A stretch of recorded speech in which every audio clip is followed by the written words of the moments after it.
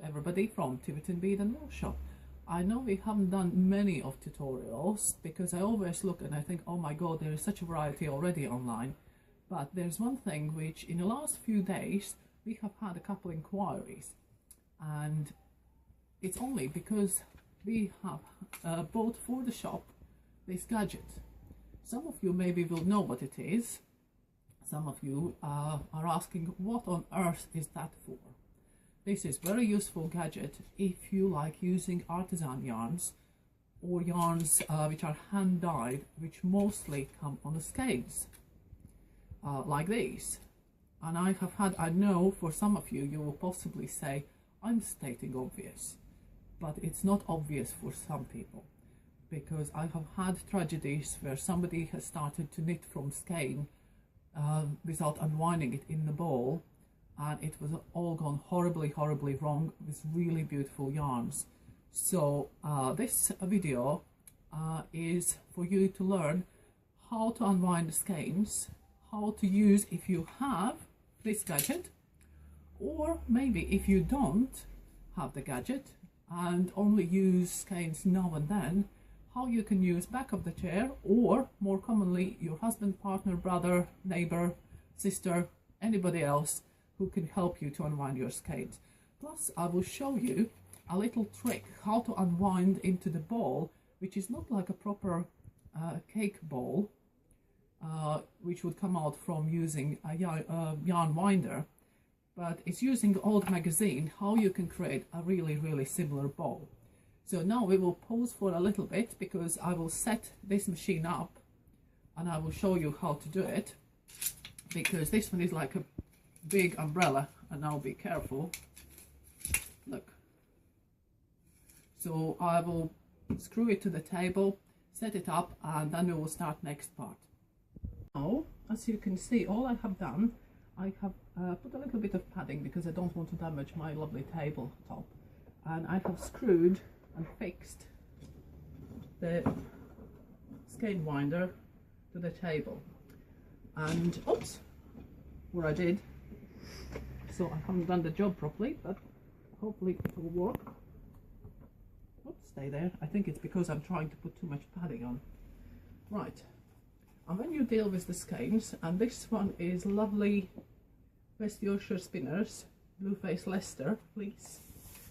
It's a lovely mottled colour. All the skeins, when you open up like that and shake it out, will have places where they are tied together. And like this I can play with my skein and nothing will happen. You can't damage the yarn, you can't tangle it, because it's still tied up in all the places. The one thing you need to be careful, once you open your skein up, there where it is tied together, you need to make sure that you have all the yarns going straight and there is nothing overlapping, like so, because if you put your yarn on a winder like that, that's when it starts to tangle. So you make sure that you pick up one of the ties and make sure there is no strands going other way, right? So maybe in this one, which is sock yarn from Malabrigo, and because it's much finer yarn, and you can see, you open it up and say, oh my god, what's going on? Still, you can find the place where the yarn is being tied, and again make sure that there is no strands going that way across the ties.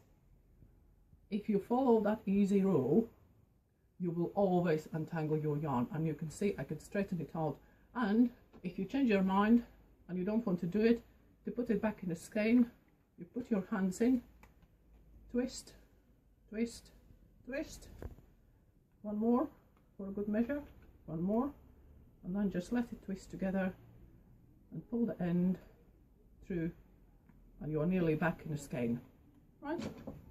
So now this one. And if you do not have this gadget, over there I have two chairs, and you can put your yarn across the two backs of the chairs like that, and you can work and do the same job without having a yarn ball winder. Right, so if I go and I will put this skein back on the winder before I cut the ties up. So we open it, oops. No, demonstration is never, oh, demonstration never works, does it? It works when your camera is not on, but when the camera is on, it doesn't work. So I think I will need to find another place where I can fix this thing, because this table is too slippery. And with my padding, it's just too much material. Right, this could happen even with the best ones. All it was that you can see, it just needs a nice, stable, as it clips on like that, it just needed nice, stable surface. And then my fancy table was not, it was a bit slippery. And all I'm doing now is tighten the screw, fix my gadget, and hopefully this part will go better. So now we're opening it up, and you can see you can open on any size of the skein. Once it's open, you can really tighten it up, close the screw, and this is when I cut my ties. Be careful, do not cut the yarn. And that means all the yarn is nice and tidy. The other rule on doing anything, I guess, with the yarn is have a cup of tea before you start, so you do not yank things. By that I mean you need to be good tempered. Right, and as you can see, this knot, when I cut the tie, it's already part of the yarn, and you can see how it's coming off and starting to turn the yarn winder. And now the fancy ball I promised you. So you can use old catalogues, magazines and things like that. And when I will start, I will ask the camera girl to come closer and show you maybe a little bit of close-up what I'm doing. Right? So there is the old magazine. What we will try to do is roll it into the tube, put the yarn into the tube, right? The end now comes out. The smaller roll you will make, the tighter the ball will be. So this one is kind of, I would say, medium. And now, as with everything, the beginning is always the most difficult. So now I have my yarn coming out there, and what I'm trying to do now is to catch a yarn and start to do it like diagonal across. And I'm doing across from my side across. Can you see that? And you can see how it slowly starts to create already a little ring there. While we're creating, it's kind of a process of learning. You can push it slightly closer to the end. And now I can get some more yarn and just do that. And you can see every time I'm doing it, I'm putting it across. I'm not winding like that, but once you have created your little circle with the yarn there, I'm putting it across and again across. Can you see that? And across. And you can see how gently turning the magazine against, if you wind that way, I turn magazine that way, so one hand goes that way, other hand goes that way, other way, right? So, and you can see how the little ball already has started to form, right? If you have a yarn ball winder, then obviously all this is reasonably pointless for you, because you just put your little ball winder next to your skein machine and just carry on.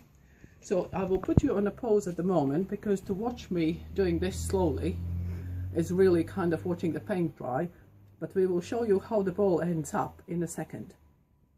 Just kind of, we put you a little bit on a stop, but I've been winding my ball reasonably slowly, because I don't know, it's always when you try to do it for camera, it never works as well. But you can see here, right, how my ball is forming. And what I'm doing, I'm still doing the same thing. I'm putting the yarn just across and across like that. can you see that? The slower I do, obviously it comes, the tidier it looks, because when I get kind of the speedier, that you can see there is a little bit kind of I've been carried away, but that doesn't matter at all. I think it's like because I'm trying to show you on that side, it's a bit kind of, and that is all. I'm just doing the same thing over and over, and we will come back to it when I have nearly unwind all the yarn. We are back to what I've been doing, and as you can see, nearly all the skein is unwound, and I have quite large ball forming there. And this is one of the things which I would please tell to everybody. Like I said to you before, do not yank the yarn, and especially when you get to the end of the skein. Be gentle with it. Kind of, look, it's just slightly caught. There is no point of kind of getting wild at it. If you're gentle, it will just all unwinding of the skeins will be so much easier, because any force or any sharp pulls can kind of make your life a bit more difficult. And I'm nearly to the end, and as you can see, I've been all the time, all I was doing, going from there across and just gently turning my newspaper handle, and there will be my hand wound ball with a soft center, which I don't know, this is maybe a bit controversial, but because when I was growing up, my grandmother said you never wind the yarn in a tight ball. Yarn wants to breathe. Yarn wants to have a space for maneuver, you know, and especially the soft artisan yarns. So if you wind in a standard ball, the balls are always sometimes like a rock hard. So I can see the point that yarn just gets kind of flattened in the ball. But this ball now, you can see how it has ended. And now all I will do, I will just pull out my magazine. See, there is my yarn. If you want to start knitting from the center of the ball, you can, or you can use the outside yarn here. So if you want to do the inside, I will just tack it in so it's not in the way. The ball is still quite hard, but you can see I can easily squash it, and the center just fills, and the ball becomes much nicer, much more user-friendly. And there, my yarn comes out of the center. So that's all my clever ideas for today. So of course, oh, I forgot to tell you, but I showed you, you can use, obviously you can use your chairs, or you can use anybody you can get your hands on to hold the hands and hold your skeins. And as far as you follow the principles, that you be very careful, don't cross the threads before you cut the ties, and don't yank it, treat it with care, you will be fine. So there's nothing to be scared of. And please never think you will get away with knitting from the skein, putting it on the side of the sofa or tidily somewhere else, and the yarn will just come off. Please don't do it. It always ends up in tears. So whatever way you choose is up to you, but please wind your skeins into the balls, and see you in the next video.